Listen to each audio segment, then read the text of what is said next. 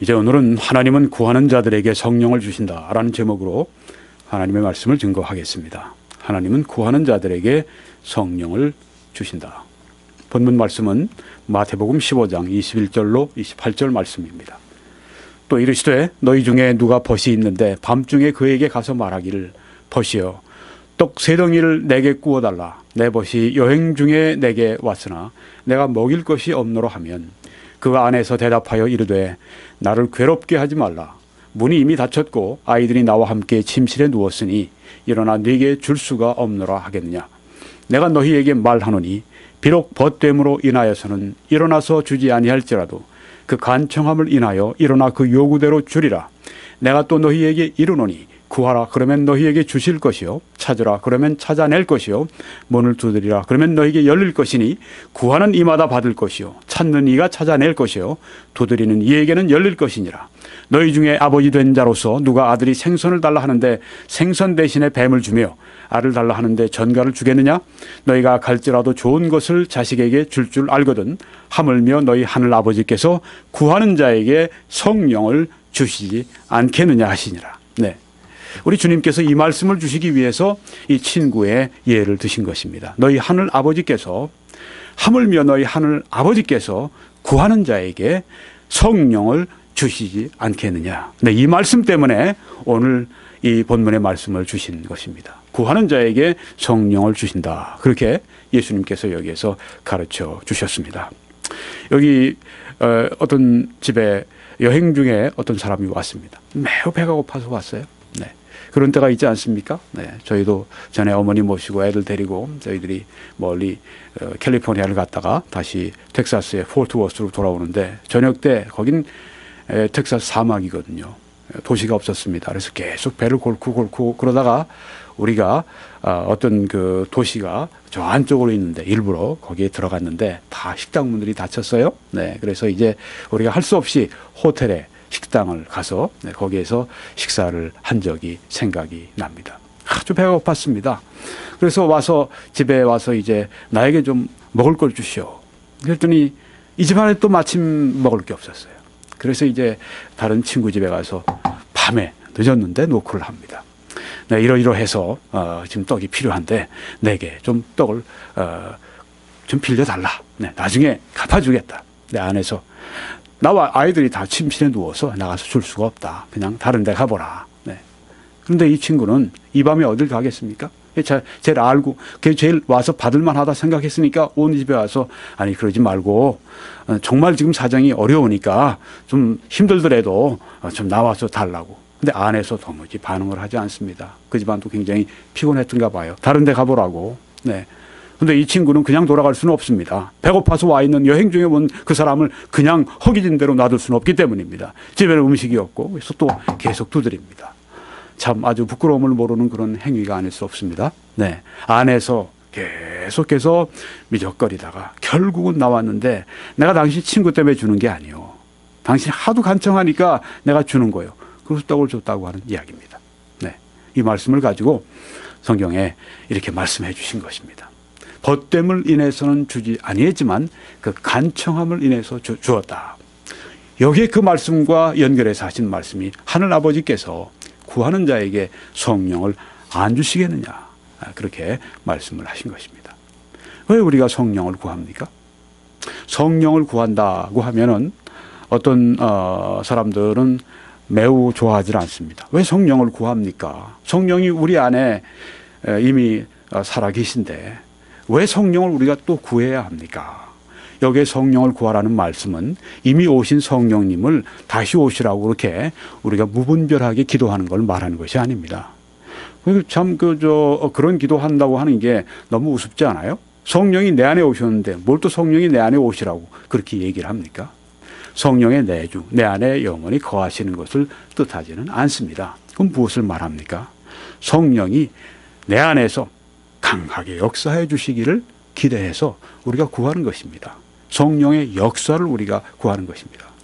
그런데 사람들은 성령을 구하라고 하는 기도는 싫어해도 성령의 역사를 위해서 기도하는 건 다 해요. 예를 들면 죄인들이 구원받기를 위해 기도합니다. 자녀들의 구원을 위해 기도합니다.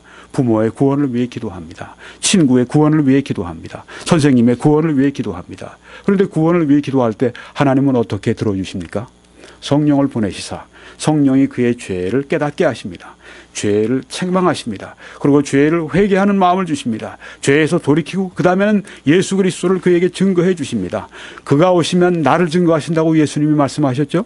예수 그리스도를 증거하는 것이 복음 전도인데 예수 그리스도를 증거하는 분은 성령이십니다. 성령이 예수님을 증거해 주시니까 깨닫고 예수님을 영접하고 믿고 구원을 받게 된다고 하는 것입니다. 여러분, 그래서 우리가 이 말씀 여기에 성령을 구하는 첫 번째 이유, 네. 왜 성령을 우리가 구해야 되겠는가? 네. 이 때문에 우리가 구하는 것입니다. 죄인의 회심 때문에, 구원 때문에. 회심이라고 하는 것은 이렇게 마음을 바꾼다는 그런 뜻이 있습니다. 그래서 우리가 보통 이제 어떤 사람이 죄를 회개하고 예수님을 믿었을 때 그걸 이제 한자로 회심, 영어로 conversion 그렇게 얘기합니다. 아, 저 사람이 회심했구나. 달리 얘기하면 저 사람이 구원받았구나. 성경의 용어는 구원의 용어입니다. 네, 구원받았구나. 네, 그렇게 해서 구원을 받게 되는 것입니다. 자, 우리는 사람들이 구원받는 일에 우리를 하나님께서 사용해 주시도록 우리가 기도합니다. 하나님 구령할 수 있는 소울 위닝, 영혼을 얻을 수 있는 소울 위닝은 위는 얻는다고 하는 겁니다. 소울은 영혼입니다. 사람을 얻을 수 있는, 즉 사람을 낚아서 예수 그리스도께 인도하는 사랑 남는 어부, 구령자가 될 수 있도록 지혜를 우리가 하나님 앞에 구합니다. 그리고 능력을 구합니다. 그런데 그것은 무엇을 말하는 것입니까? 성령의 지혜를 달라고 하는 것입니다. 성령의 능력을 달라고 하는 것입니다. 그래서 우리가 어떤 사람이 구원받기를 위해 기도하고 또한 우리가 그 사람에게 복음을 전해서 그 사람이 구원받도록 하나님이 우리에게 역사해 주시도록 기도할 때 우리는 달리 기도하는 것이 아니라 성령을 주시라고 기도하는 것입니다. 성령의 역사를 주시도록 기도하는 것입니다. 이 개인 전도를 할 때나 또 우리가 많은 사람들을 상대로 설교를 할 때나 우리는 성령의 능력이 반드시 있어야 합니다. 그래서 예수님께서 제자들에게 3년 동안 예수님과 함께 지냈던 이 제자들에게 하신 말씀이 그겁니다. 너희는 여기를 떠나지 마라. 예루살렘을 떠나가지 마라. 떠나지 말고 내게 아버지께서 약속하신 것을 기다려라. 성령이 너희 위에 임하시면 너희가 권능을 받고 예루살렘과 온 유대와 사마리아와 땅 끝까지 이르러 내 증인 될 것이라고 예수님께서. 내 증인 되고자 하냐? 내 증인 되려고 할 것 같으면 성령이 너희 위에 임하셔야 되니까 너희는 꼼짝하지 말고 예루살렘에서 그 약속이 너희들에게 올 때 임할 때까지 기다려라고 그렇게 확실히 당부를 하신 것입니다. 그 초대 제자들이 그렇게 예수님과 함께 3년을 다니고 그들도 많은 기적을 행하지 않았습니까? 예수님의 능력과 예수님의 이름으로 예수님의 파송을 받고 가서 그 일을 한 사람들이고 어느 정도 능력이 있는 사람들입니다. 그럼에도 불구하고 성령이 임하실 때 너희 내 증인이 될 수 있다고 그렇게 말씀하셨습니다. 우리가 이 증인 된다고 하는 것, witness, 이런 전도자는 아닙니다. 전도자는 은사를 받은 사람이에요. 그래서 어떤 사람들은 세계를 다니면서 전도합니다. 어떤 사람들은 교회 평신도인데 전도 은사를 받아서 한 해 200명, 400명 그렇게 전도하는 사람들이 있더라고요. 네. 목사님도 그렇게 하는 사람 많지 않습니다. 왜냐하면 전도자의 은사가 있기 때문에 그렇게 하는 것입니다. 그러면서 하는 얘기가 3시간씩만 투자해 보십시오. 그럼 여러분들도 저와 같이 전도를 많이 할 수 있습니다. 그렇게 말을 합니다. 저는 그동안 그렇게 10여 년 이렇게 열심히 전도해서 수천 명을 교회로 인도한 거예요. 한 교회, 그 한 분이. 네. 한 해 200명씩 그렇게 이상씩 인도해서 전도 왕이 된 분이니까 이분이 본래는 한 50세 초반의 주부예요. 네. 지금은 세계를 다니면서 간증을 하고 있는 것을 봅니다. 네. 그런데 이분은 처음에는 자기는 전도를 잘 못했다고 그래요. 네. 그런데 점점 하다가 보니까 알게 된 거예요. 새벽마다 가서 하나님 앞에 기도하면서 이런 분들은 전도자입니다. 모든 그리스도인들이 전도자가 될 수는 없습니다. 성령이 다 우리를 그렇게 전도자로 만들지 않으십니다. 그렇지만 모든 사람들은 다 증인입니다. 증인이라고 하는 것은 우리가 본 바를, 들은 바를 그냥 증거하는 사람을 말합니다. 그렇죠? 모든 그리스도인들은, 성령 충만한 그리스도인들은 효과적인 증인이 됩니다. 이 전도인의 삶, 이 증인의 삶, 참 고상한 삶입니다. 우리가 이 증인의 삶이 되기를 열망해야 합니다. 보통 사람들은 나의 그리고 또 내 가족의 안위를 위해서 살아가는 것이 보통 사람들의 생애입니다. 그런데 이 증인은 누구입니까? 예수 그리스도를 증거해서 다른 사람들을 예수님께로 인도하는 사람을 낚는 어부들이란 말이에요. Fishers of men. 이 사람들은 참으로 특별한 사람들입니다. 이 사람들은 참 위대한 삶을 사는 것입니다. 왜? 나와 내 가족을 위해 살아가는 정도가 아니라 전혀 모르는 사람들을 위해 사는 거예요. 그 사람들을 위해서 하나님 앞에 간절히 기도해주고 또한 그 사람들에게 뭐라도 하나 싸가지고 가서 전도할 수 있도록 그 마음을 열어놓고 또 계속 찾아가고 끈질기게 찾아가고 끈질기게 찾아가고 그렇게 전도를 많이 하는 분들의 특징이 그거더라고요. 한마디로 얘기하면 끈질김이더라고요. 여러분 끈질기면 전도해낼 수 있습니다. 계속 끈질기게 전도하고 네. 자, 이 전도인의 삶을 사는 것, 증인의 삶을 사는 것은 모든 그리스도인들의 열망이 되어야 합니다. 그건 위대한 삶입니다. 그들은 천국에서 해처럼 빛날 것이라고, 별처럼 빛날 것이라고 그렇게 성경에 말씀하고 있습니다. 그들은 아름다운 발을 가진 사람들이라고 그렇게 말씀을 합니다. 뭐 발이 예뻐서 아름다운 게 아닙니다. 여러분 그 이름이 이수정인가 하는 사람이 있죠. 제 이름이 분명히 기억이 안 납니다만 슈투트가르트라고 하는 그런 독일의 한 그 발레단이 있는데 세계적인 아마 3대 발레단 가운데 하나로 제가 알고 있는데 거기에 주 무용수입니다. 네. 그런데 이분이 얼마나 이 사람들이 그 발레하는 분들이 보면 이렇게 발을 꼿꼿이 아주 세워서 이렇게 온 몸을 싣잖아요. 그러니 발끝에 얼마나 이 힘이 들어가겠어요? 얼마나 발이 상하겠어요? 하도 이렇게 해서 그분이 이 발이 아주 그냥 몽둥이 넓적하게 됐더라고요. 이 발가락 하나하나가 아주 넓적하게 됐어요. 네, 문자적으로. 그것이 이제 인터넷에 떠서 세상에 가장 아름다운 발이다. 네, 그렇게 얼마나 그 한 일을 위해서 노력을 했는가. 네, 그걸 이제 아름다운 발로 그렇게 표현을 한 것입니다. 성경에 아름다운 발이요 하고 말씀했습니다. 누가요? 복음을 전하는 자들의 발이요 아름답도다 그렇게 말씀을 했습니다. 여러분이 이 하나님의 말씀 복음을 들고 누군가를 찾아갈 때 하나님은 아름다운 발이라고 기뻐하시는 것입니다. 선교사님들이 이 복음을 들고 밀림을 통과하게 될 때, 그들이 강을 건너게 될 때, 외로운 길을 그들이 걸어갈 때 성경은 하나님께서 아름다운 발이요 라고 그렇게 기뻐하시고 칭찬을 하시는 것입니다.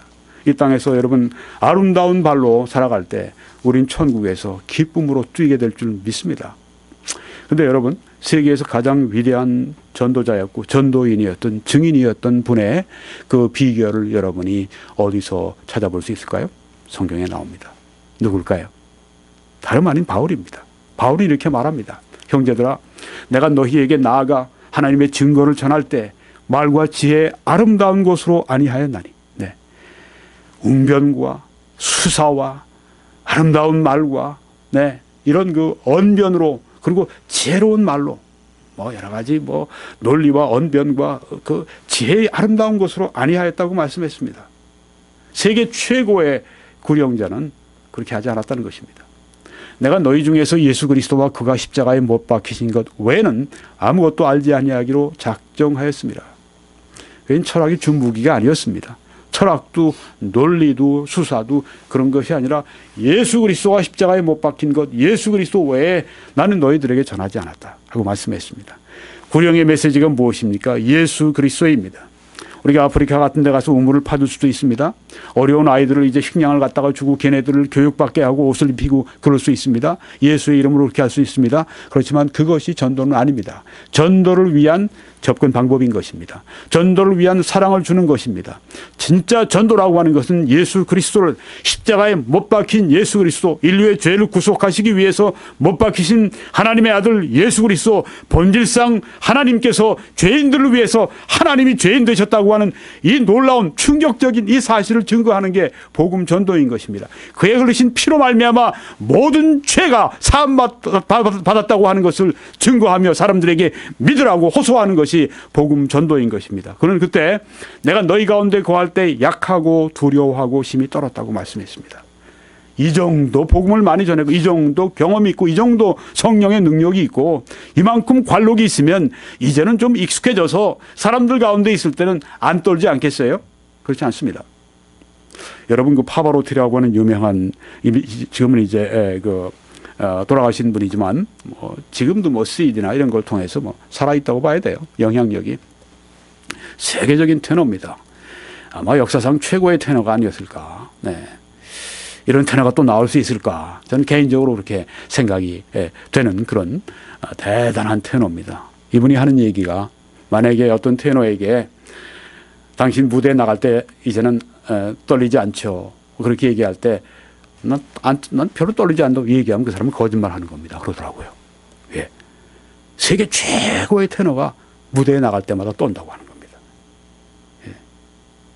여기 사도 바울이 그렇게 말씀합니다. 내가 너희 가운데 거할 때 약하고 두려워하고 힘이 떨었다. 왜 그랬을까요? 하나님의 역사가 임하지 않으실까? 사람들이 회개하지 않을까? 네. 성령의 역사가 부족해서 저들이 회개하지 않을까? 떨었다고 하는 것입니다. 즉 자기 능력으로 하는 것이 아니기 때문에 네. 가장 위대한 전도자는 어떤 사람이었는가? 회중 가운데 거할 때 설교하기 전에 약하고 두려워하고 떨었다고 하는 것입니다. 어떻게 될까요? 하나님께 매달리는 거죠. 내가 약하지 않고 강하고 내가 두려움 없고 떨지 않고 그러면 내가 나가서 자신 있게 얘기하지 않겠습니까? 네, 최고의 설교자, 최고의 이 전도자는 그러지 않았습니다. 약하고 두려워하고 힘이 떨었다. 네. 내 말과 내 전도함이. 내 말은 스피치입니다. 네, 그것은 우리의 개인 전도의 말이 될 수도 있고요. 네, 또 그것은 공중 앞에서 연설을 하는 것이 될 수도 있고요. 그리고 내 전도함이라고 하는 말씀은 프리칭입니다. 케루그마. 이것은 공중 앞에서 하나님의 말씀을 증거하는 것을 말합니다. 그러니까 설교입니다. 네. 내 말과 혹은 내 개인 전도나 혹은 내 설교가 설득력 있는 지혜의 말로 하지 아니했다. 그 말씀했습니다. 그러니까 자기의 지혜는 전혀 의지하지 않았다는 것입니다. 대신 다만 성령의 나타나심과 능력으로 하여. 성령의 나타나심, 성령의 능력. 이게 바로 구하는 자에게 성령을 주시지 않겠느냐. 바로 그 말씀인 것입니다. 바울이 구했던 것은 뭐냐 하면 성령을 구할 때 성령의 나타나심과 능력이 임하기를 위해서 기도했던 것입니다. 그래서 너희 믿음이 사람의 지혜에 있지 않고 다만 하나님의 능력에 있게 하려 하였노라. 어떤 사람은 이 성령의 나타나심과 능력을 외적 표적으로 생각합니다. 기적이 나타나야 되고 뭐 방언을 해야 되고 뭐 어떤 비본질적인 얘기를 하고 있어요. 여러분, 사람이 죽은 사람이 살아났는데도 그 사람이 성령의 역사가 없이 예수 믿고 구원받을 수 있는지 아십니까? 전혀 노입니다. 아닙니다. 안 됩니다. never. 결코 그런 일은 있을 수가 없어요. 도움이 될 수는 있어요. 네, 죽은 사람이 살아난다, 병자가 고쳐진다, 뭐 기적이 나타난다. 그러면 사람들이 확 관심이 가겠죠. 그렇지만 성령이 그 사람을 중생하게 하지 않으시면, 성령이 죄를 깨닫게 하지 않으시면 아무리 큰 기적을 보고도 자기가 하나님 앞에 죄 있는 걸 깨닫지 못하고 하나님 앞에 죄를 회개할 줄도 모르고 예수 그리스도가 나의 구주인 걸 믿지도 못한다고 하는 것입니다. 여기에 성령의 나타나심과 능력은 어떤 외적 표적을 말하는 것이 아니라 그 심령에 하나님의 성령이 역사하시고 그 사람을 회개시키시고 그 사람을 믿게 하시고 그 사람을 주님께로 인도에 끌어오시는 성령의 역사를 여기 말씀하고 있다고 하는 것입니다. 바로 그걸 위해서 기도했던 것입니다. 성령의 나타나심과 능력으로 해서 너희 믿음이 보세요. 사람의 지혜에 있지 않고 내가 너희들 설득력 있게 말하고 아주 논리적으로 말하고 아주 감동적으로 말하고 울고 웃기고 그렇게 써 있는 것이 아니라 다만 하나님의 능력이 있게 하려 하였노라. 하나님의 능력으로 믿을 수 있도록. 그래서 성령의 나타나심과 능력을 그렇게 사모하고 기도했던 것입니다. 그래서 떨었던 거예요. 왜? 내 지혜로는 안 되는 걸 알기 때문에, 내 능력으로 안 되는 걸 알기 때문에, 하나님이 역사하시면 안 되는 걸 알기 때문에. 그래서요, 유명한 R.A. 토레이 같은 위대한 전도자가 그런 얘기를 했습니다. 나는 만약에 성령이 오셔서 사람들을 중생케 하시고 사람들을 거듭나게 하시는, 사람들을 회개케 하시는 그 역사를 내 설교 가운데 하나님이 행하시지 않는다고 할 것 같으면 나는 차라리 설교를 중단하겠다, 그렇게 얘기를 했습니다. 왜요? 필요가 없는 거예요. 해서 사람들이 회개하지 않는 겁니다. 아무리 설교를 열심히 하고 아무리 설교를 많이 하고 아무리 설교를 강력하게 하고 설교를 가지고 사람들을 웃기고 울리고 골짜기에 집어던지고 그 산정으로 올리고 별 일을 다 해도 회개하지 않는다고 하는 것입니다. 믿지 않는다고 하는 것입니다. 그렇지만 성령의 중생케 하시는 사역이 있기 때문에 우리 설교자들이 사역할 수 있는 것입니다. 저도 마찬가지예요. 그 역사가 없으면 토레이 목사님과 똑같이 저는 얘기할 겁니다. 난 설교를 중단하겠습니다. 난 목회를 중단하겠습니다. 왜요? 이것처럼 소망 없는 일이 없어요.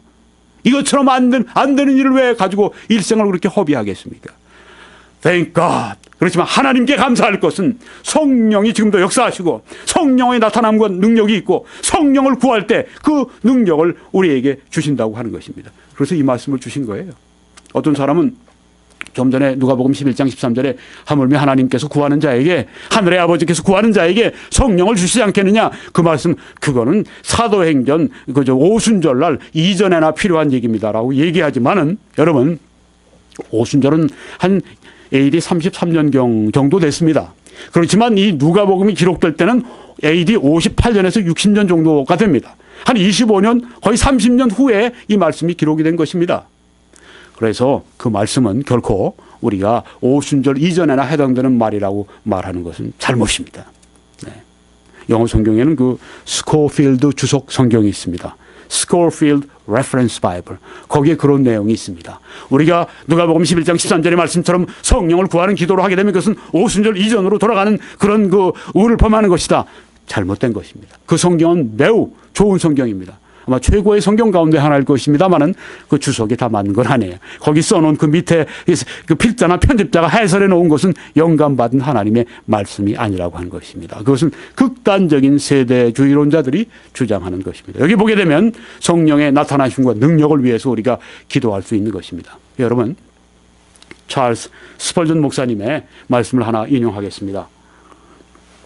여러분이 잘 아시죠? 네, 설교자의 황태자, 그 메트로폴리탄 교회를 담임하셨던 침례교 설교자이십니다. 사랑하는 형제들이여, 연필을 손에 쥐고 빈 종이를 앞에 놓고 앉아서 당신의 모든 영적인 필요를 적어보라. 나는 당신이 기록한 기도 목록의 길이에 의해서 당신의 지혜를 판단할 것이다. 네, 얼마나 긴가. 저 사람이 기도 목록을 얼마나 적었는가. 당신이 자신을 안다면 목록을 다 기록하지 못했을 뿐 아니라 당신 자신이 엄청난 욕구를 가지고 있음을 발견할 것이다. 이 목록 전부를 놓고 하나하나 위해서 기도하려면 아주 오랜 시간을 기도해야 할 것이다. 나의 친애하는 형제들이요, 연필을 쥐고 남학생들이 모든 것을 더하여 합계를 내듯이 해보라.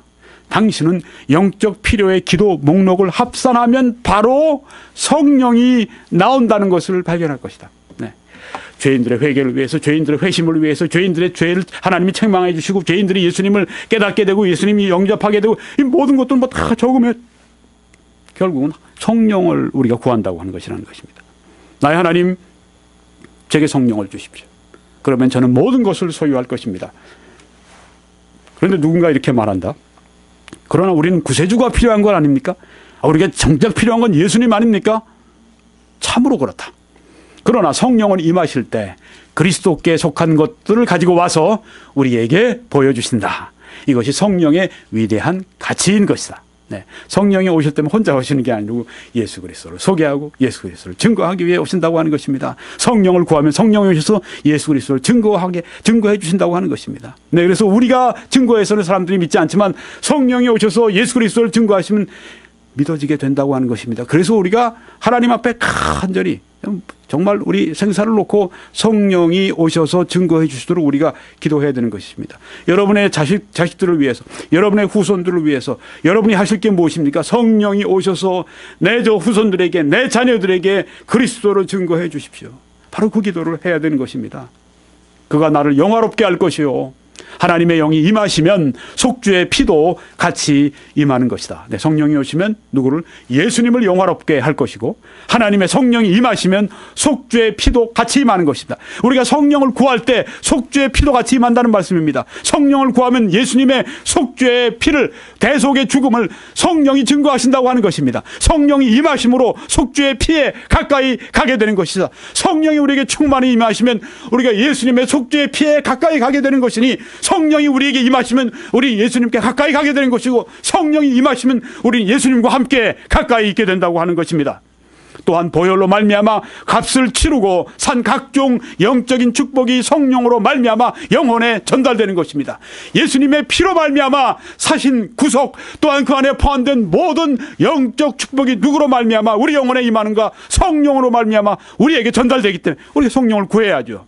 당신이 성령을 소유했다면 성령은 빈손으로 임하지 않으신다. 성령이 오시면 성령 그냥 빈손 털털이 빈털털이해서 오셔서 그냥 우리의 대접을 받으시는 분이 아니라 성령이 성령을 구하며 성령이 임재하셔서 예수님이 사신 보혈로 사신 모든 영적 축복을 다 가지고 선물을 다 가지고 오셔서 우리에게 갖다 부어주신다고 하는 것입니다. 성령을 우리가 구해야 한다고 하는 것입니다. 성령은 언약의 모든 보물과 창세전부터 당신을 위해서 예비된 축복들과, 보세요, 얼마나 이 정말 설교자가 이 위대한 설교자인지 알 수 있죠. 그냥 축복 정도가 아닙니다. 창세전부터 당신을 위해서 예비된 축복도, 하나님이 창세전에 이 세상을 짓기 전에 영원전부터 당신을 위해 예비한 축복들과 은혜의 언약 안에서 당신에게 확정된 축복들과 예수님의 보배로운 피로 말미암아 당신을 위하여 값주고 산 축복들을 잔뜩 가지고 오신다. 네. 산타클로스는 거짓말이지만, 네, 이 사람, 우리 어른들이 만들어낸 표현한다면 선의의 거짓말이지만, 네, 선물 잔뜩 가지고 온다고 얘기하지만, 네, 가짜인 걸 우리가 압니다. 성령이 오시면 가짜 선물을 안 가져오십니다. 성령은 그리스도께 속한 모든 축복을 우리에게 가져오십니다. 그러므로 이렇게 기도하라. 오 하나님, 당신의 성령을 제게 주십시오. 성령 주십시오. 성령 주십시오. 성령이 오시게 되면 이 모든 축복들을 가져오셔서 우리들에게 영적인 부요함을 주신다고 하는 것입니다. 예수님이 증거드린 것입니다. 오 하나님, 우리 이 교회에 성령이 와주십시오. 성령을 우리에게 부어주십시오. 그것은 성령이 오셔서 예수 그리스도를 막 증거하시는 것입니다. 그리스도에서 우리에게 주신 축복들을 우리에게 막 허락해 주시는 것입니다. 여기 보시면 또 다른 분을 제가 인용합니다. 저분은 캠벨 몰간이라고 하는 분인데, 스펄전 목사님 그 이후에 그 영국 교계에 활동했던 분인데, 이분은 성경의 왕자, The Prince of the Bible. 아까 스펄전 목사님은 Prince of the Preachers, 설교자의 황태자. 이분은 성경의 황태자입니다. 기도의 최고봉은 The highest in prayer, 하나님으로부터 그분의 성령을 구하고 받는 자세다. 성경의 왕자, 이분이 이런 얘기를 했어요. 기도의 최고봉은 하나님으로부터 그분의 성령을 구하고 받는 거다. 최고의 기도가 뭔지 아십니까? 성령을 구해서 받는 그 자세라고 하는 것입니다. 이것은 시작일 뿐 아니라 지속적인 것이다. 성령이 오시면 지속적으로 역사하십니다. 우리는 여기서 시작한다. 우리가 처음 성령을 받을 때 우리는 거듭난다. 그러나 기도의 삶은 항상 구하고 항상 받는 삶이다. 즉 성령의 채움, 성령의 충전, infilling, 그리고 성령의 넘침, overflowing의 삶이다. 네, 성령이 내주하시면 그 다음에 우리가 성령을 구해서 성령이 우리를 filling, 채워주십니다. 그 다음 또 infilling, 또 재충전하십니다. 그리고 넘치십니다. overflowing, 성령이 넘치는. 그러니까 성령이 오시면 그리스도의 모든 걸 소유하고 오시기 때문에 성령이 넘칠 때 그리스도도 넘치게 된다 하는 그런 말씀입니다. 성령이 넘칠 때 그 영적인 모든 축복이 넘쳐난다고 하는 것입니다. 영적인 축복이 넘쳐날 때 그 다음엔 다른 모든 축복들도 우리에게 넘쳐나게 되는 것입니다. 여기 다른 분 또 제가 소개를 합니다. 이분은 스티븐 올포드 목사님이라고 하는 침례교 설교자이신데, 이분은 지금 주님께 얼마 전에 한 10년 전에 가셨습니다. 이분이 참 위대한 영향력을 남겼어요. 그래서 유명한 빌리 그레엄 목사님 같은 분은 내 생에 가장 큰 영향력을 끼친 분이 바로 이분이다, 이렇게 말씀을 합니다. 에이드리언 로저스나 찰스 스탠리 같은 침례교의 위대한 설교자들, 네, 그분의 멘토, 스승이었습니다. 이분이 한 말이 구하고 찾고 두드리라는 동사들은 다 현재형이다. 계속 구하라, 계속 찾아라, 계속 두드리라, 이 말씀입니다. 헬라어에서 현재는 계속 반복하는 걸 말하는 거죠. 네, 이 동작을 말합니다. 어떤 그 시제보다도 헬라어에서 현재형이라고 하는 건 계속 반복하는 걸 말합니다. 구하는 걸 반복하는 것, 찾는 걸 반복하는 것, 두드리는 걸 반복하는 것, 계속해서 우리 평생에 주님 나라에 갈 때까지 구하고 찾고 두드리고 이게 우리 그리스도인의 삶이라고 하는 것입니다. 하나님께서 지속적으로 주시도록 우리는 지속적으로 기도해야 한다. 우리가 우리의 설교에서 권위를 모르는 이유는 우리가 기름 부음을 모르기 때문이다. 또한 우리가 기름 부음을 모르는 이유는, 이것은 하나님의 성령의 충만함을 말합니다. 우리가 지속적으로 기도하지 않기 때문이다. 리온 머리스 교수는 지적하는 바처럼, 누가는 여기 우리 본문 말씀에 아까 성령을 구하지 않겠느냐, 성령을 주시지 않겠느냐 하는 그 말씀, 누가는 성령의 역사에 대해서 관심을 가지고 있는 것이다. 여기서 그는 성령의 선물을 사람의 최상의 선으로, highest good으로 보고 있다. 네. 성령의 선물은 우리가 사람이 받을 수 있는 최고의 선물입니다. 네. 그래서 마이튼 로이드 존스 목사님 같은 분은, 네, 이 성령의, 그분은 충만을 성령의 침례라고 표현을 하죠. 네. 그 역사적인 침례, 뭐 우리가 예수님과 함께 합회의 침례를 받았고 예수님 안으로 우리가 들어갔고 또 우리가 교회 안으로 우리가 침례 받았고 성령의 그런 침례가 역사적인 한 번 있고 그 다음에 다시 반복되지 않는 그 침례 그거 다 알아요. 그거 다 놔두고 사도행전 1장 5절에서 말씀한 성령으로 침례 받으리라 그리고 사도행전 2장 5절에 말씀한 성령의 충만을 받으리라 그 말씀 즉 성령의 충만함 성령의 침례는 그것은 사람이 영광 중에 하나님 앞에 들어가기 직전에 최고의 영적 선물이다. 그렇게 말을 한 것입니다. 천국의 현관을 간 것이다. 성령의 침례를 받게 될 때, 성령의 충만을 받게 될 때. 네. 이 언급은 로마서 8장에 있는 바와 같이 그리스도인의 삶에 널리 나타나는 성령의 역사를 말하는 것이다. 네, 아까 말씀드린 것처럼 성령을 구하면 주시지 않겠느냐. 그건 성령의 내주가 아니라 성령의 넓은 그 역사를 말하고 있는 것이다 하는 것입니다. 자, 그러면 어떻게 우리가 성령을 구하는가? 여기 성경에 보니까 너가 벗됨을 인하여는 주지 않아야 할지라도 친구 관계 때문에는 안 줘요. 네, 하나님의 자녀라고 하는 것 때문에 주는 게 아닙니다. 당신은 하나님께서 보시기에 너는 내가 부른 하나님의 종이다. 그래서 주는 것이 아니라고 하는 것입니다. 관계 때문에 주는 것이 아니라 벗됨을 인하여서는 주지 아니하실지라도 간청함을 인하여 주리라 하는 말씀이 주셨습니다. 간청해야 준다. 네. 그 목사가 됐다고 하나님이 그냥 설교자가 됐으니까 그냥 설교를 잘할 수 있는 능력 있게 해줄수록 만드는 게 아니라고 하는 겁니다. 그럼 얼마나 게을러지겠어요? 얼마나 하나님을 필요로 하지 않겠습니까? 열심히 내가 준비해서 내가 설교해서 그거로 할 수 있다고 할 것 같으면 얼마나 하나님 필요가 없겠어요? 그렇죠? 기도할 필요가 없지 않습니까? 왜 하나님이 이렇게 우리에게 간청을 그것도 지속적으로 계속하라고 말씀하셨을까? 그 이유 가운데 하나는 저는 이거라고 생각합니다. 하나님께 가까이 하라는 말씀입니다. 하나님을 의지하라는 말씀입니다. 네. 하나님 가까이 하길 원하십니다. 그리고 하나님을 의지하기 원하십니다. 우리가 많이 기도하고 그래서 능력을 받았을 때 그 영광이 누구에게 돌아갈까요? 하나님께 돌아가죠. 네. 하나님의 영광을 위해 하나님은 일하십니다. 간청, 이 말은 여기 아나이데이아라는 말이 있죠. 네. 아나이데이아, 이 말입니다. 이 말은 이런 뜻이 있습니다. 영어로 shamelessness, 사전의 뜻입니다. 이 말은 shame이라고 하는 말은 수치, 이런 말입니다. 수치가 없다는 말이에요. 네. 수치를 모른다. 밤중에 와서 떡 달라고 얘기를 할 때 아내 침실에 누워 있는데 그거 가서 떡 달라고 할 때 그거 한 번 하는 것도 어때요? 참 미안하죠. 네, 참 체면이 없어요. 네, 그 밤중에 가서 11시쯤 거의 12시가 다 됐는데 혹은 그 이상 됐는데 문을 두드려서 그 사람을 나오게 한다는 게 얼마나 염치 없는 짓입니까? 그렇죠? 네. 점잖은 사람들이 그 일을 하겠습니까? 차라리 내 굶고 마지. 근데 내가 굶는 게 아니라 온 사람이 굶으니까 그건 못 참고 간 거예요. 네. 그러고서 이제 염치 없이 했는데 안에서 문 열어주지 않고 가라고 박대를 한 겁니다.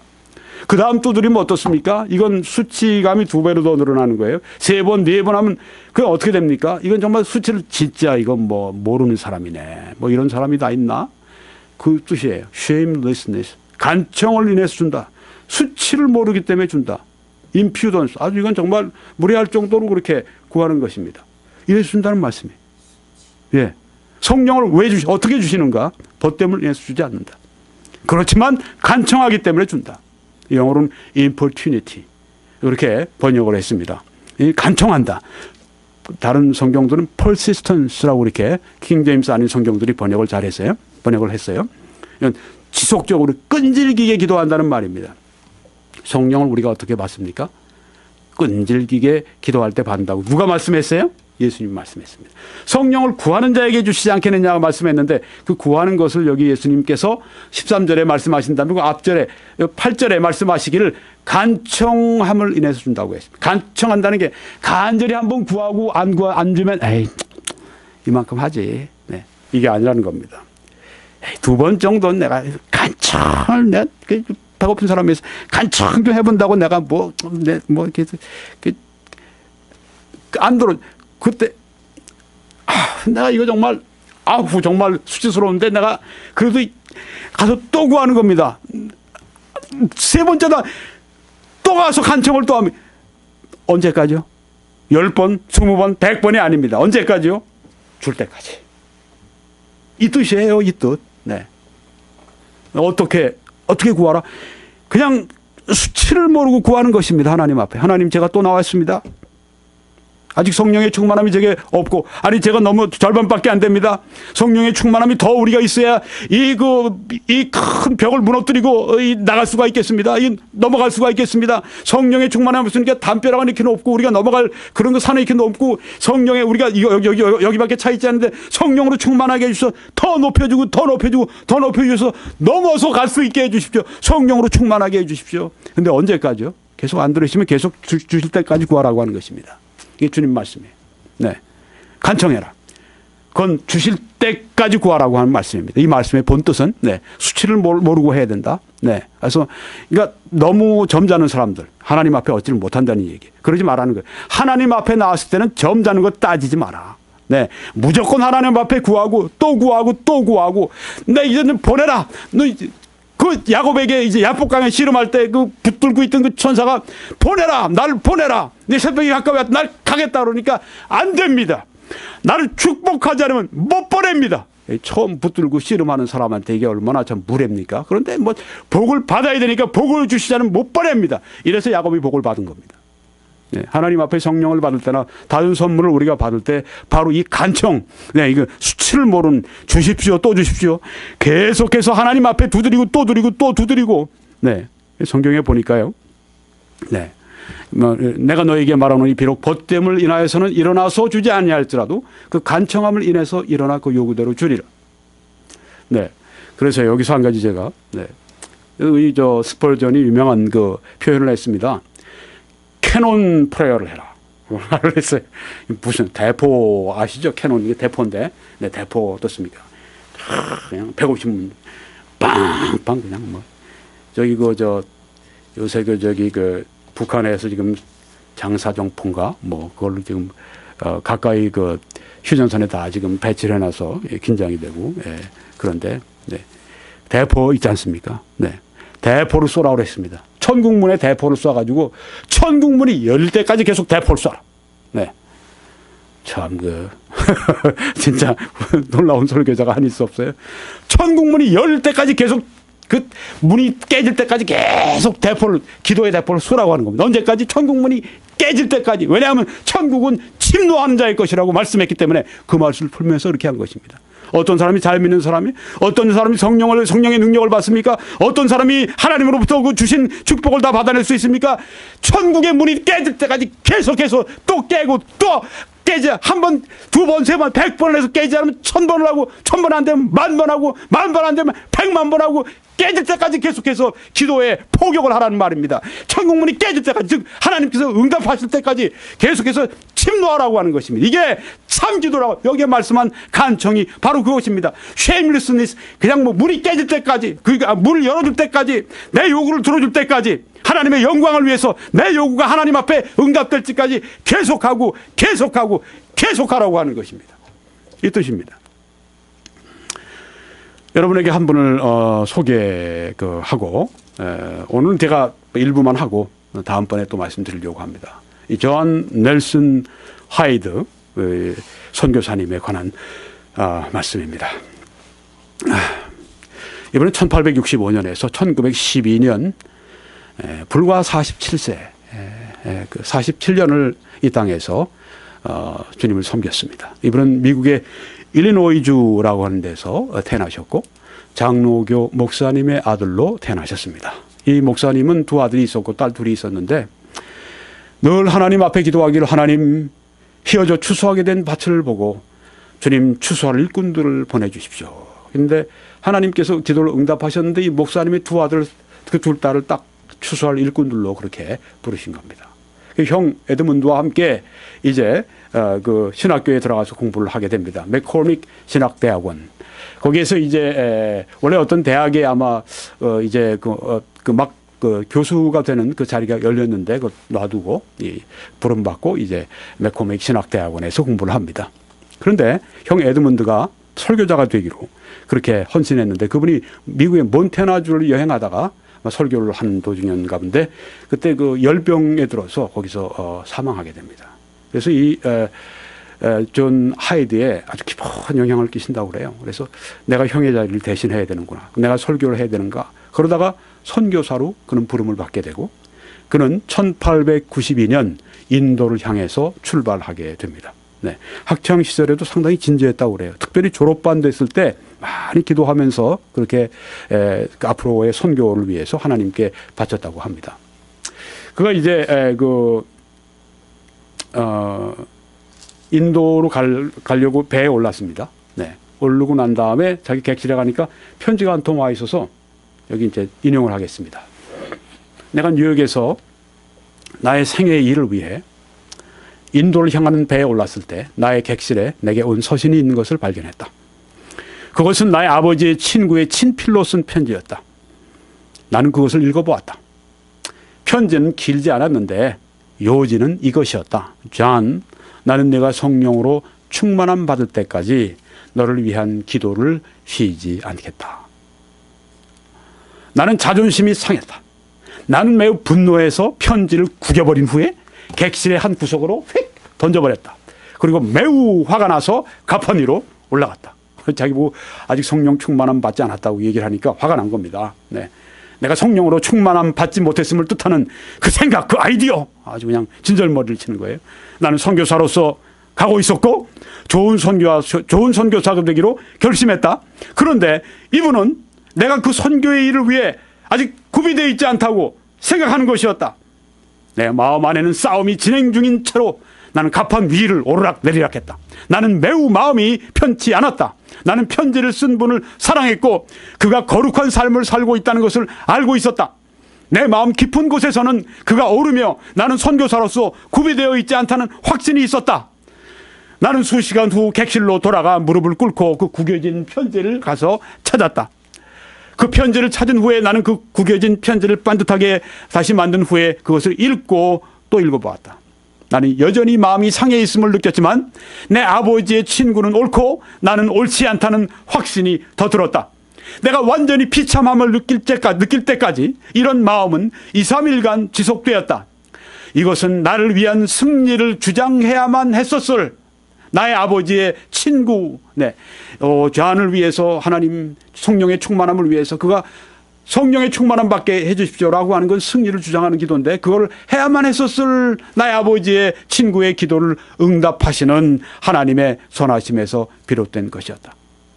아이고 객실에 딱 올랐을 때 탁 편지를 받았을 때 존, 난 널 위해 기도하고 있다. 난 네가 훌륭한 선교사님이 돼서 인도의 큰 역사를 이룰 것을 난 믿고 난 너를 기대한다. 아 그랬으면 얼마나 좋아요?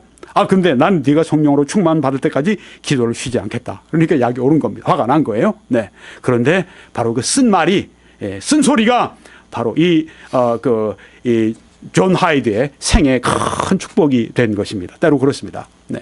마침내 절망 중에 나는 주님께서 성령으로 나를 충만히 채워주시도록 기도했다. 이렇게 기도한 바로 그때 모든 상황이 분명해지는 것처럼 보였다. 나는 내 자신을 보기 시작했으며 내가 이기적인 야심을 소유한 것을 알게 되었다. 이러한 갈등은 항해 끝까지 지속되었다. 그러나 나는 항구에 도착하기 오래전 결심을 했다. 즉 어떤 대가를 치른다고 해도 나는 성령으로 충만함을 받겠다는 결심을 한 것이다. 네. 아, 놀라운 그 축복이 된 거예요. 네, 그 쓴소리가. 네. 나는 어떤 대가를 치루어도 성령 충만함을 반드시 받겠다고 이 젊은 선교사가, 인도를 향해서 하는 선교사가 바로 그 선한 결심을 하게 만든 것입니다. 여러분, 이 존 하이드에게 우리가 칭찬의 말을 할 수도 있고, 이게 선교 헌금을 우리가 100불, 200불, 1000불, 2000불 이렇게 그에게 우리가 주어서 그를 축복하고 그를 우리가 축복되게 하고 그가 힘을 얻도록 그렇게 하고 도움이 될 수가 있을 것입니다. 그렇지만 존 하이드에게는 그 모든 것보다 더 필요한 게 있습니다. 그것은 뭐냐면 하나님의 도우심이었습니다. 성령으로 충만함 받는 것이었습니다. 그것이 사역자로서 가장 기본적인 가치였었습니다. 근데 그게 신학교에서는 안 되더라고요. 신학교에서 강조하는 건 자꾸만 신학적인 훈련을 강조하다 보니까 이렇게 성령 충만을 위해서 간절히 기도하도록 그렇게 하나님 앞에 매달리도록 그런 훈련이 좀 부족한 게 사실이에요. 네. 여기서 지금 그는 받지 못한 훈련을 이 한마디 말 때문에 지금 이 가는 배에서 하나님 앞에 간절히 기도합니다. 성령 충만을 주십시오. 그래서 그가 1892년 푼잡 지방에 가서 그 복음을 전하게 됩니다. 저 인도의 맨 위쪽에 있는 그 빨간 부분 표시가 된 부분이 푼잡입니다. 여기 지금 우리 푼잡에서 온 사람들이 많아요. 여기 이 밴쿠버 일대 푼잡에서 온 여기 푼잡입니다. 네, 북부지대. 그래서 거기에서 이 존 하이드가 사역을 하는데 말이 느렸대요. 귀가 듣는데 이게 느리고 둔하고 성격은 온순하고 조용한데 좀 젊은 선교사로서 유능한 선교사처럼 이렇게 열정이 있는 그 부족해 보였다고 합니다. 네. 그러니까 보면 인간적으로 좀 뭔가 약한 면이 여기에 있죠. 네. 그런데 얕보지 마십시오. 외모를 보지 마세요. 하나님은 사람의 외모를 보지 않고 그 사람의 중심을 보신다. heart, 심령을 보신다는 말씀이 성경에 있습니다. 이 사람의 심령은 주를 위해 불꽃처럼 타오르고 있었습니다. 그의 말은 느릴지 몰라도 그의 말에는 성령의 능력이 있었고, 그는 귀가 둔할지 몰라도 그는 사람들을 사랑하며 품어주는 것이 있었고, 그는 열정이 부족한 것 보였지만 그 안에는 이글 타오르는 그 성령의 불길이 이 사람 안에 있었습니다. 겉으로 보기엔 굉장히 아주 뛰어난 지도자 같이 보이는데 영 만나서 보면 심령이 준비가 안 된 사람들이 있어요. 근데 겉으로 보기엔 참 보잘것없는데 안에 보면 정말 심령이 단단하게 야무지게 하나님을 위해 준비된 사람들이 있습니다. 이런 사람이었었습니다. 가서 언어 공부를 하는데 성경 공부를 더 열심히 했습니다. 그러니까 그 본부에서 좀 인도말 좀 열심히 공부하셔. 그러니까 이분이 한 얘기가 first things first 그렇게 얘기했답니다. 항상 먼저 것은 먼저입니다. 난 여기에 성경을 가르치기 위해 왔지. 난 그것 때문에 온 것이면 성경을 더 열심히 공부했다고 그래. 그래도 이제 울두어, 푼자보 이런 말에 익숙해져서 이제 자연스럽게 설교할 수 있게 됐고 처음에 가서는 성취가 별로 없었대요. 네. 그리고 박해가 많았답니다. 여러분 그 푼잡 지방이 어떤 곳입니까? 힌두교, 불교, 또 이슬람교 뭐 이런 그 종교들이 있는 그 에워싸고 있는 그 사탄의 성체와 같은 곳이 바로 푼잡 지방입니다. 얼마나 힘들어요. 오늘 한국에서 복음 전하는 것보다 아마 10배, 20배, 30배 더 힘들 거예요. 왜? 한국에는 부흥이 있었고 한국에는 많은 교회들이 있고 한국에는 많은 자료들이 있고 한국에는 많은 크리스찬들이 있고 한국에는 많은 기도가 있고 한데 이런 사람들 가서 아무것도 없는 허벌판 같은 데 가서 시작하려고 하니까 얼마나 힘들겠어요? 많은 박해를 받았습니다. 성취가 미약했습니다. 그래서 하나님 앞에 어떻게 됐을까요? 매달릴 수밖에 없었겠죠. 많은 선교사들이 돌아갑니다. 지치면요. 네, 저는 그런 선교사님들 많이 보았습니다. 네. 근데 그분들 너무 탓하지 마세요. 네. 노력하다 안 돼서 돌아가는 분들인데 뭐 우리가 그분들을 탓하고 그분들 우리가 말할 만큼 그렇게 우리가 뭐 하나님 앞에 그렇게 우리가 서 있습니까? 이분은 돌아가지 않았어요. 그리고 1899년부터 밤마다 철야 기도를 시작을 합니다. 하나님 앞에 울부짖기 시작합니다. 성령의 강한 역사가 임하길 성령을 구하는 기도를 하기 시작합니다. 그리고 1904년에는 푼잡 기도 협회를 만들고 이제 함께 거기서 기도를 하게 됩니다. 푼잡 여기에는 이제 선교사님들이나 또 영국 선교사님들이나 뭐 다른 나라에서 미국 선교사님들이나 뭐 여기 이분은 미국 사람이죠. 네. 선교사님들이나 뭐 그 나라에 있는 선교사님들이나 뭐 다른 그 인도 목사님들이나 뭐 다 함께 기도할 수 있는 그런 기도 협회가 조직이 되는 것입니다. 그러니까 1899년부터 이 존 하이드는 기도의 사람이 된 거예요. 이분의 별명이 프레잉 하이드입니다. 기도하는 하이드. 철야 기도를 많이 했어요. 금식 기도를 많이 했어요. 그래서 그 나중에 생애는 47세에 마쳤다고 그러죠. 얼마나 철야 기도 많이 하고 얼마나 금식을 많이 했든지 그가 나중에 이 심장이 왼쪽에서 오른쪽으로 옮겨갔답니다. 얼마나 하나님 앞에 울부짖고 얼마나 하나님 안타깝게 영혼들을 위해서 싸움을 하고 씨름을 하고 레슬링을 했든지 레슬링 기도를 한 거예요. 네, 기도의 최고봉 가운데 하나가 그거죠. 네, 레슬링 기도하는 겁니다. 영혼을 놓고 레슬링 기도를 한 분이 바로 이분이에요. 성령의 능력을 구하는 기도를 했는데 이 푼잡 기도협회는 사인을 해야 됐답니다. 여기에 올려면 약속을 하고 거기다 서명을 해야 됐대요. 5가지 원리를 찬성할 때 첫째는 당신 자신의 삶과 동료들의 삶과 교회 안의 각성을 위해 기도하는가? 그러면 사인 거기에 네 하면 할 수 있는 거예요. 두 번째는 당신의 삶과 사역에 임하는 성령의 더 큰 역사를 열망하고 있는가? 또 이 능력이 없이는 계속 진행할 수 없다는 것을 확신하는가? 세 번째는 예수님을 부끄러워하지 않도록 기도할 것인가? 네 번째는 기도는 이러한 영적 각성을 확보하는 중요한 수단이라는 것을 믿는가? 5번째는 이러한 각성을 위해 매일 가급적 정오가 지난 직후 30분간을 기도의 시간으로 할당한 것인가? 또 각성이 올 때까지 기꺼이 기도할 것인가? 이 5가지의 규범, 5가지의 원리에 저들이 찬성하고 거기에 헌신하겠습니다 라고 하면 그들이 이제 회원이 돼서 기도협회 회원이 돼서 그들이 함께 기도를 하는 것입니다. 매일 정오가 되면 곧 가급적 곧 그들이 적어도 30분간 하나님 앞에 성령의 부으심을 위해서 성령을 구하는 성령의 능력이 역사하도록 그들이 기도하는 것입니다. 그때 그 푼잡 지방에 그리스도인들의 영적 수준이 아주 낮았답니다.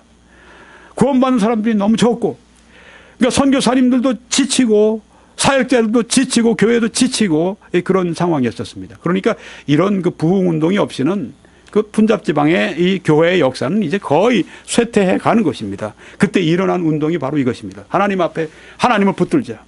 하나님의 약속을 붙들자. 하나님의 옷자락을 붙들자. 하나님을 붙들자. 이런 각성이 이 부흥을 위한 기도 협회가 여기 지금 이제 조직이 돼서 저들이 기도를 하는 것입니다. 전도는 우리가 방법을 많이 필요로 해요. 그렇지만 부흥은 방법이 아닙니다. 부흥은 조직위원회를 조직해서 누가 회장이 되고 누가 상임 고문이 되고 누가 무슨 어떤 부회장이 되고 누가 총무가 되고 이런 거로 다 되는 게 아니에요. 부흥은 누가 되느냐?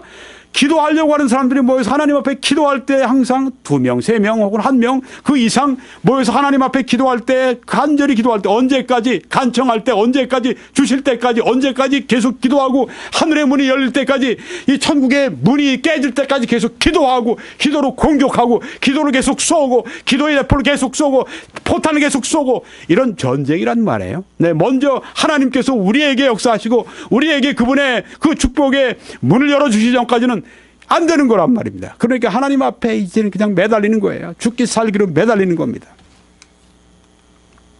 여기 성경에 보시면 침례 요한의 때부터 지금까지 천국은 침노를 당하니 침노하는 자는 빼앗는다고 말씀했습니다. 천국이 어떻게 우리가 투자들 와서 빼앗고 육신적으로 생각하는 문제가 아니죠. 탱크를 가지고 가서 대포를 가지고 미사일을 쏴서 천국을 한다는 말이 아니라 기도의 대포를 쏘는 것입니다. 하나님 앞에 두드리고 또 드리고 하나님 문을 열어주십시오. 부흥의 역사, 부흥의 문을 열어주십시오. 계속 하는 것입니다. 1904년 이 부흥협회에서 실라콧이라고 하는 이 지역입니다. 지금은 파키스탄의 푼잡 지방이 파키스탄 지금 지경으로 편입이 되어 있는데 거기에서 사역자 모임, 컨벤션 그들이 함께 그 모임을 개최를 하게 됩니다. 그러고 나서 30일간 그 전에 기도회를 열게 됩니다. 누가? 3명이. 존 하이드, 기도하는 하이드와 또 맥체인 패터슨, 조지 터너는 약 9일 후에 그래서 함께 30일 동안 밤낮으로 기도합니다. 금식하고 밤에도 기도하고 하나님의 능력이 임할 때까지 저들이 30일간 그 대회가 열리기 전에 이렇게 기도의 트러벨 아주 기도의 산고를 여기에 겪는 것입니다. 기도하는 것입니다. 이제 앞으로 이제 말씀드리지만 존 하이드는 기도하다 죽은 사람이에요. 누구나 다 그렇게 기도할 수 없어요. 누구나 다 그렇게 기도하면 또 안 돼요. 제가 지난번에 우리 건강을 왜 주시지 않는가 이유 가운데 하나가 자연법을 어기기 때문에 이분이 자연법을 어겼어요. 잘못한 거 아닌가? 잘못한 거죠. 자연법상으로 볼 때. 그렇지만 하나님이 그에게 이런 큰 짐을 맡기셨기 때문에 밤낮으로 밥을 굶고 어떤 사람이 가서 좀 식사하러 오세요 그러면 미소 지면서 그런답니다. 난 지금 배가 고프지 않아요. 왜? 하나님 앞에 막 씨름을 하니까 그냥 씨름을 하는 거예요. 밤을 새고 금식하면서 그냥 천국의 문을 두드리는 것입니다. 존 하이드. 그러다 죽었어요. 하나님이 그에게 너무 그런 짐을 기도의 순교자였습니다. 누구나 다 이렇게 할 수 없어요. 이렇게 또 해도 안 돼요. 그렇지만 여기서 우리는 매우 중요한 교훈을 배워야 됩니다. 이 간청이라는 게 바로 이런 것이구나. 천국을 향한 간청이 바로 이거. 기도하다 죽을 수도 있구나. 기도하다 죽은 분이 있구나. 아주 그냥 죽으면서 기도한 그것 때문에 천국의 문을 열고 그 천국의 보물과 축복들이 그 인도에 뿐 아니라 지금까지도 100년이 넘었지만 이분 때문에 얼마나 큰 이 축복이 있습니까? 많은 분들이 이분의 생애를 읽고 변화를 받습니다. 도전을 받습니다. 저도 지금 부흥에 대해서 아주 집중해서 제가 연구하고 부흥에 대해서 제가 설교를 지금 계속할 생각인데 그러다가 제가 이번에 찾다가 하나님이 이분을 먼저 저에게 인도해 주시더라고요. 하나님의 뜻이 그렇더라고요. 이 존 하이드. 보니까 진짜 이분은 너무너무 기도했어요. 큰 본입니다. 이 말씀으로 마치겠습니다. 이사야 62장 1절에 나는 시온의 의가 빛같이 예루살렘의 구원이 횃불같이 나타나도록 시온을 위하여 잠잠하지 아니하며 예루살렘을 위하여 쉬지 아니할 것인즉 기도를 쉬지 않는다. 예루살렘이여 내가 너의 성벽 위에 파수꾼을 세우고 그들로 하여금 주야로 계속 잠잠하지 않게 하였느니라. 파수꾼들은 계속 깨어 있어야 됩니다. 파수꾼들은 잠을 자면 안 돼요. 파수꾼이 잠을 자면, 영적 파수꾼이 잠을 자면, 영적 지도자가 잠을 자면, 영적인 평신도 일꾼들 잠을 자게 되면 그들은 충성스럽지가 못한 것입니다. 계속 잠잠하지 않게 하였느니라. 너희 여호와로 기억하게 하시는 자들아, 너희는 쉬지 말며 또 여호와께서 예루살렘을 세워 세상에서 찬송을 받게 하시기까지 그로 쉬지 못하시게 하라. 쉬지 말라고 말씀했습니다. 항상 기도하라. 쉬지 말고 기도하라. 성경에 말씀했는데 R.A. 토레이 목사님이 말씀을 잘하셨어요. 우리는 항상 무릎을 꿇는 기도를 할 수 없지만 우리의 마음은 항상, 우리의 심령은 항상 하나님 앞에 기도로 무릎을 꿇고 있어야 합니다. 맞습니다. 네. 쉬지 말고 기도하라. 하나님 앞에 계속 하나님의 역사가 지속되게 해주십시오. 모세의 손이 떨어지게 되면 이스라엘이 피를 흘리고 죽어갔습니다. 모세가 다시 손을 올리게 되면 하나님의 역사가 있어서 이스라엘이 아말렉 족속을 치고 아말렉을 향해서 승리를 할 수가 있었습니다. 마찬가지입니다. 여러분의 가정을 위해서 여러분 기도하십시오. 여러분이 기도하지 않고 내려놓기 때문에 여러분 자녀들이 빨리 주님 앞에 돌아오지 못하는 것입니다. 우리 교회가 하나님 앞에 기도를 계속하지 않기 때문에 하나님의 역사가 계속 나타나지 않는 것입니다. 우리 전 세계에 있는 교회들이 하나님 앞에 계속 기도하지 않기 때문에 우리의 역사, 우리의 그런 교회들이 부흥을 할 수 있는 만큼 하지 못하는 것입니다. 여기에 성경에 너희는 쉬지 말라고 했습니다. 그러고 쉬지 못하시게 하라. 오늘 여러분 거룩한 결심을 하시기 바랍니다. 나는 쉬지 않겠다. 난 내 자녀들을 위해 쉬지 않고 하나님 앞에 기도하겠다. 울부짖겠다. 이들이 빨리 구원받도록, 먼저 하나님의 영광을 위해서 이들이 구원받도록, 내 자식이니까 뭐 그걸 떠나서 먼저 하나님의 영광을 위해, 저들이 구원받지 않고 살아가면 하나님의 영광을 가려니까 하나님의 영광을 위해 저들을 구원해 주시고, 아버지 하나님 저들을 사용해 주시고 선한 그릇으로 젊었을 때부터 좀 사용해 주십시오. 나중에 나이 많이 들어서 인생을 다 허비하고 인생을 육신을 위해 살고 하나님의 영광을 위해 살지 않다가 나중에 나이 들어서 실패하고 병들고 그래서 주님께 돌아오는 게 무슨 영광이 되겠습니까? 아버지 지금 빨리 회개시켜 주십시오는 그런 마음으로 쇄도하고 나가야 하지 않겠습니까? 네. 쉬지 못하시게 하라. 쉬지 말라.